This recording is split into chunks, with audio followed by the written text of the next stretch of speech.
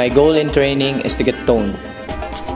Dati kasi payat ako. So I've been playing basketball since elementary. So, naglaro rin ako ng high school. So tawag sa akin, pat-pat, palito.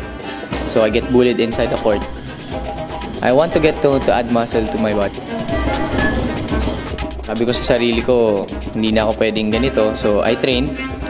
So kahit yung genetics namin hindi kaya ng sobrang laki, athletic type lang para lang makasabay sa mga ibang players.